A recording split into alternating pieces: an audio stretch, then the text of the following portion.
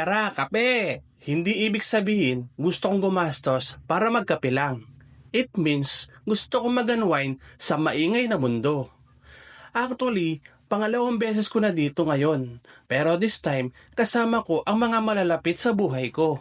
Ito nga pala ang makikita nyo sa main entrance. Usually, dito ang parking area. Meron sa taas kung kaya naman na mga motor nyo or four wheels nyo. Meron nga din palang environmental fee dito or let's say entrance fee. Kahit gaano kayo karami, isang name lang isulat nyo ay sapat na. Bago kayo pumunta dito, siguraduhin nyo na kaya nyong mag-hiking. Biro lang. Kasi may akyatan talaga. Kung di nyo naman trip, pwede nyo gamitin ang car nyo patungo sa taas. Pero make it sure na kaya ng kotse nyo kasi ang daan patarik. Gaya ng nakita nyo. O di ba ang taas? Kaya I suggest maglakad na lang, exercise pa. Dito magsisimula ang tunay na laban.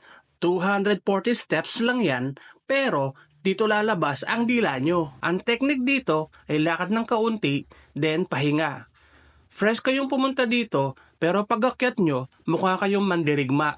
Enjoyin nyo na lang ang paligid kasi puro halaman naman at presko ang hangin. Konti na lang, ihingi na ako ng oxygen dito. Pero nung naakyat ko na ang pinakataas, ay ito na ang makikita nyo. Sobrang ganda ng views at marerelax ang katawang lupa nyo na muntik nang bumigay kanina. Suggest ko pala pumunta dito ng mga bandang hapon to evening para makita din ninyo ang sceneries. Mag-TikTok sana kami dyan pero naisip namin matanda na kami para sa ganyan. Makamasok lang kayo. At isa pa, mas magandang pumunta dito weekdays kasi kapag weekend medyo maraming tao. Uy, yung heart nyo pagod na pero kita nyo naman ang ganda ng paligid, malinis at nakakawala ng stress. Siyempre, hindi mawawala ang picture taking. Eto nga pala ang entry ko. After namin maglakad sa napakagandang lugar na ito, ay aming susubukan ang kanilang pagkain. Pero napansin ko, medyo mahal ang pagkain nila dito. Kaya sa drinks na lang muna kami. Bawi na lang sa next life. Aba ang solid naman pala ng drinks nila dito napakasarap Naging Batanggenyo bigla no?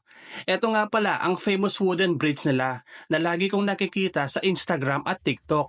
Ang ganda nga naman, very aesthetic at perfect para ma-post sa social media platform. Kapag dumaan nga pala kayo dito at kakatapos lang ng ulan, medyo ingat lang kasi medyo madulas siya. So ano pang iniintay nyo? Punta na guys!